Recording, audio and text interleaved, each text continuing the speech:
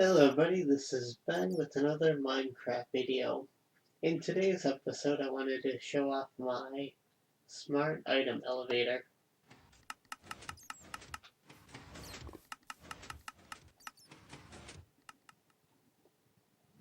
As you can see, like most item elevators, this one sends a stream of items upwards.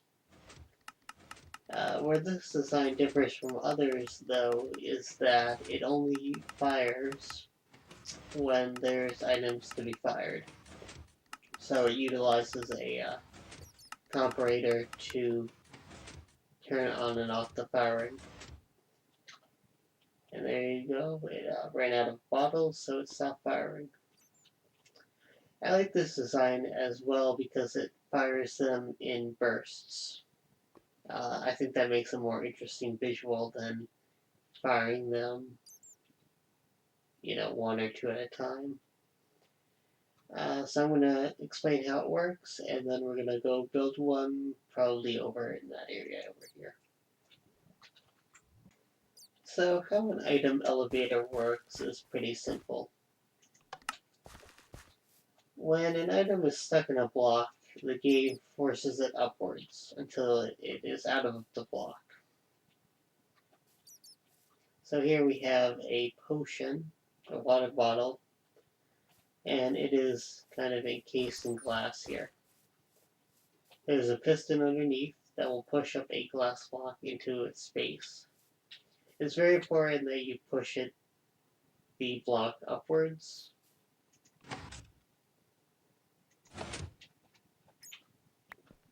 Now if you try to put the piston on the side and push the block in from the side, what happens is the piston arm is slightly transparent and there's space enough for the item to be pushed into the arm. Another issue is that if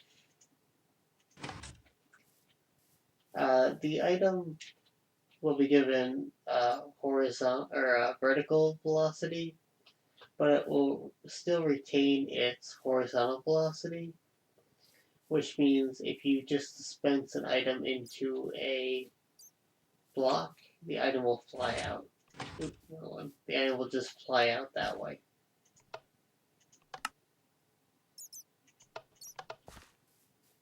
Which means that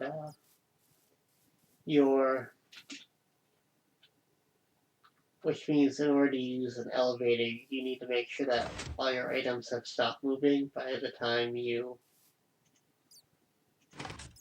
activate this piston, or else your items are going to go flying left and right, which will happen quite a bit while you're building and testing your item elevator.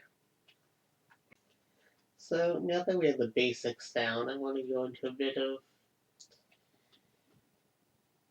theory into making a piston elevator, or item elevator.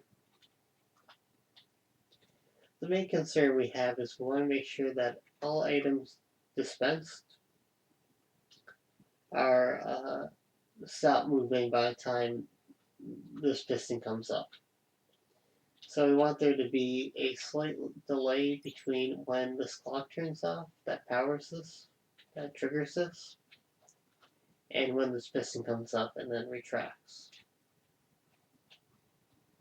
If this piston goes up when there's items still being fired out or moving, they'll fly out left and right. The same with if this is up when this starts dispensing again, they'll shoot out left and right. So we want to prevent that. So this design is a very elaborate way of doing that. It consists of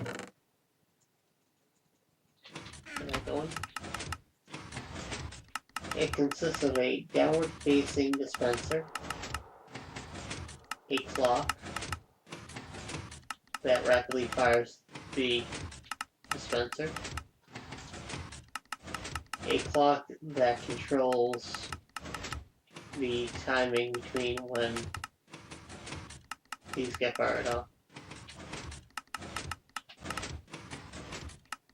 and then a kill switch that turns it off when this hopper is empty.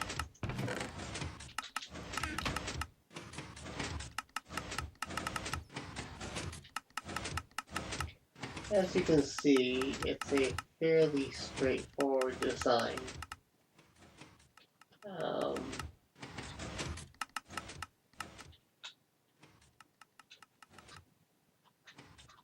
This is getting filled up yet.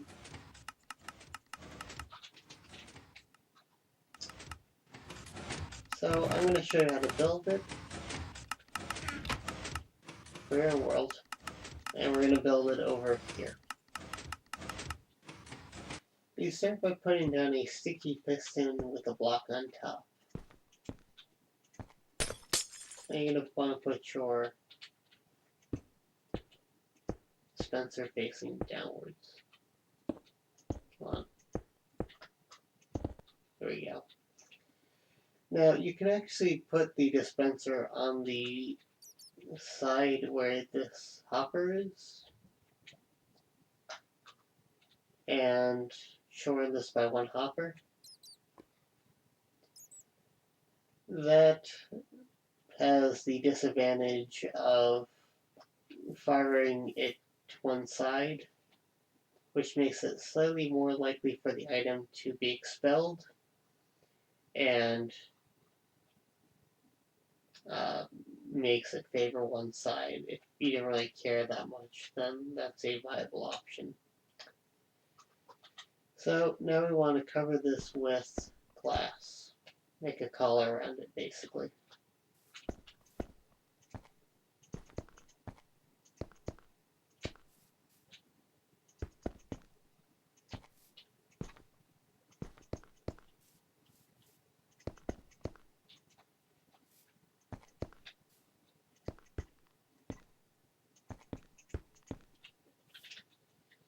Okay.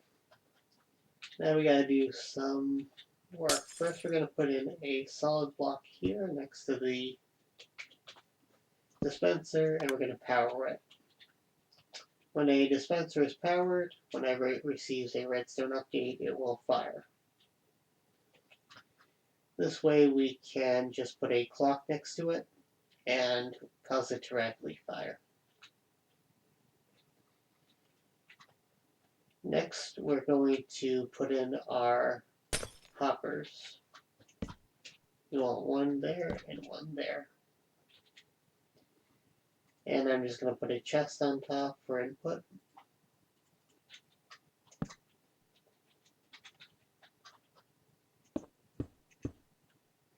Next, we want to put 2 blocks there so we can put 2 comparators. One will lead out to the clock that rapidly pulses this dispenser. The other one will go to a kill switch.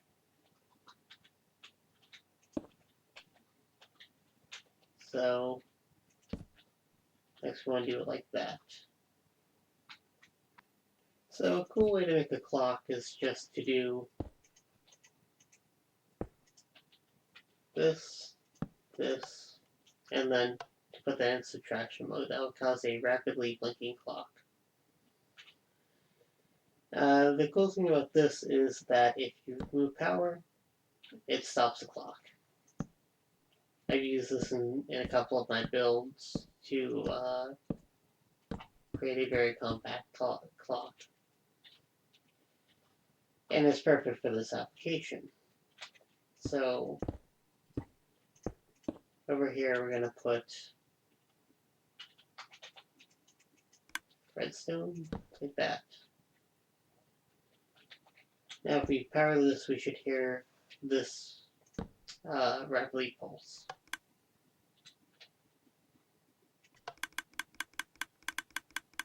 Okay, so that's correct.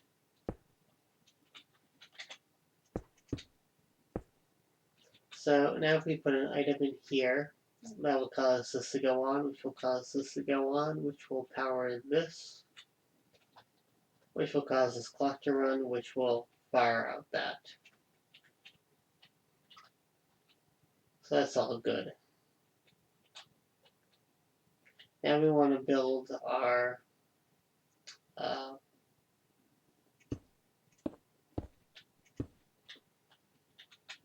kill switch for this timer.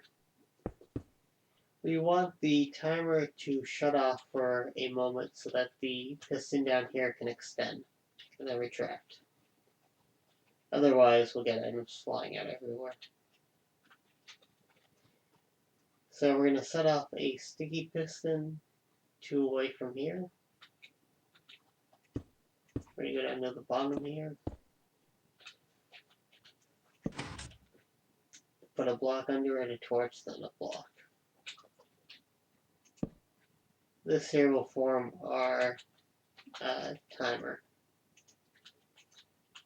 So we're going to put 3 redstone like so.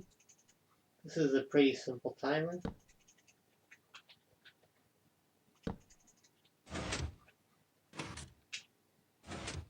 And here you can see this is back and forth.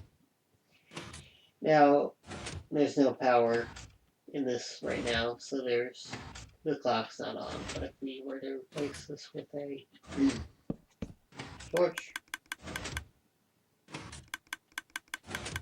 you can see it roughly pulses. This is exactly what we want.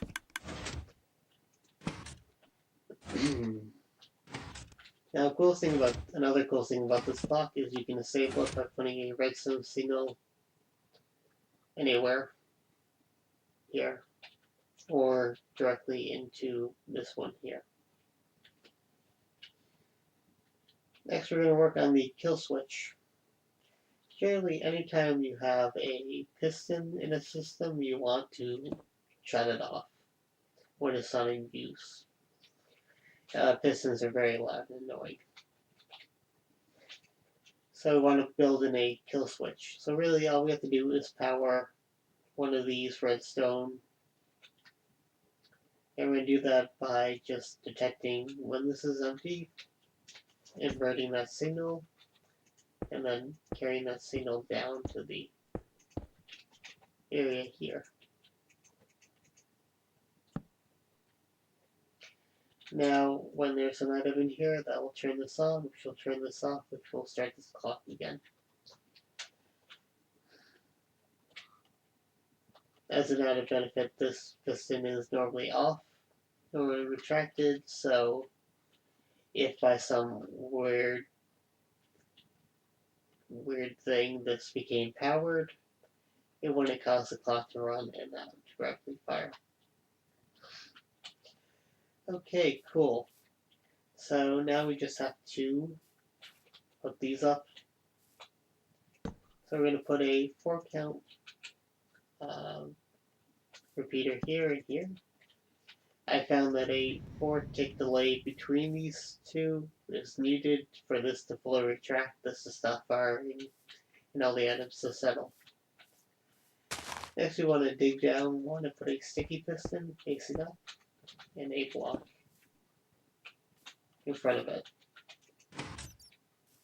This creates a rapid pulse. We want to put 2 here. Put 2 on this repeater. The issue I had was if this is going the same amount of time as this one, you get conflicts. So we want this to be a rapid pulse. So this is up and down before this one retracts and extends again. So this is all set up, so let's check it out with some cobblestone. Okay, got 3 stacks of cobblestone, let's check it out.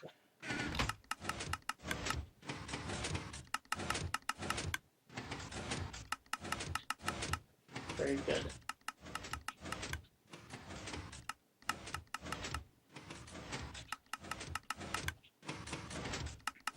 So it retracts, it fires, that retracts, and that extends. You can see these are all settled by the time this goes up. And you can see that it's fired. These begin to fire after this has gone down. So this is perfectly what we want to happen.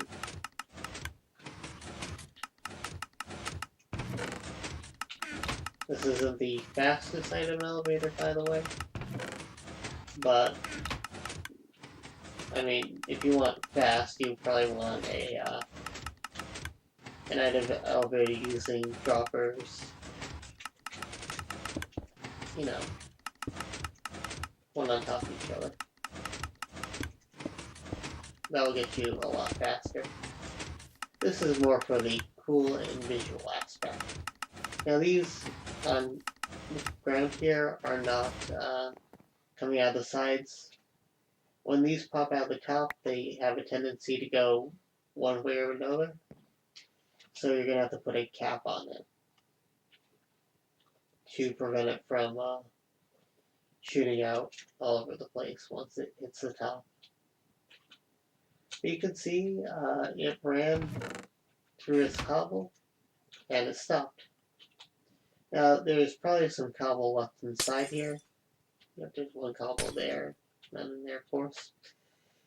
So items will be left in between, so this is more useful for a constant stream of items than it would be for, you know, you gotta throw your iron in there and then have your iron go up.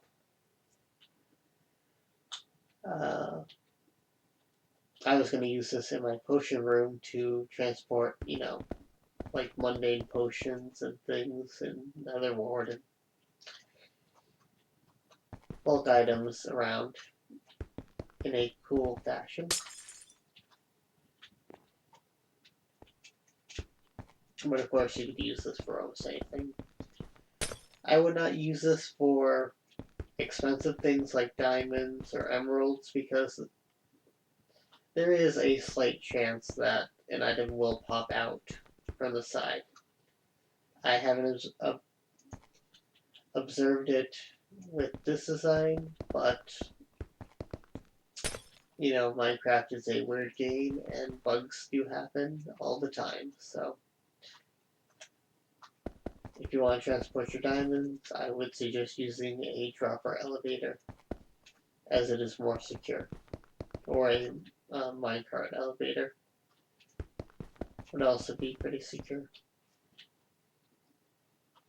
Okay, so we can extend this up basically forever. Our items have no vertical velocities, so or horizontal velocities, so we don't have to worry about them, you know, eventually being flung out of the sides. Once they're motionless, they can travel upwards basically forever. Come on. So the easiest way to make a catch on top is just do an array of hoppers and then a cap on top of those.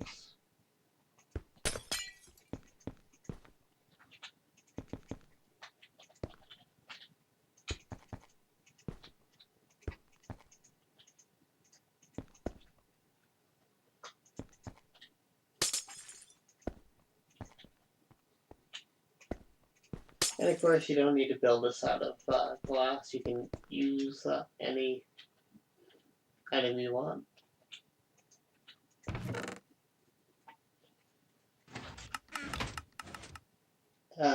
It does have to be a solid block, though. You can't use half slabs because nor can you use repeaters or comparators or anything because the items will slip through. Another cool thing is that with this design is you can do a cool display by knocking out these corners.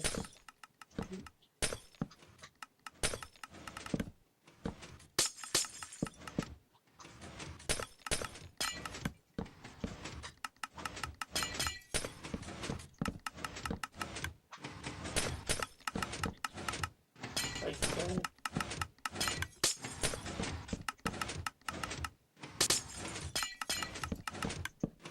And because these items are centered,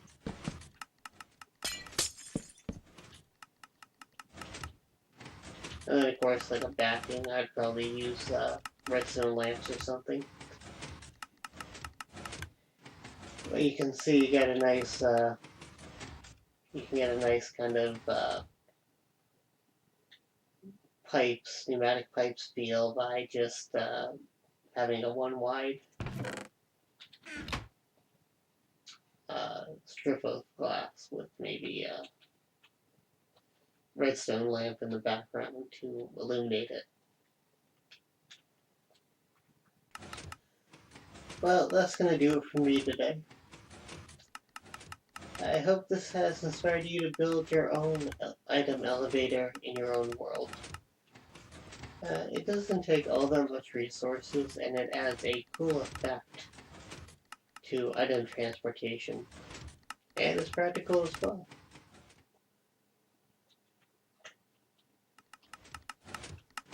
I hope you have a good day, and I'll see you next time. Goodbye.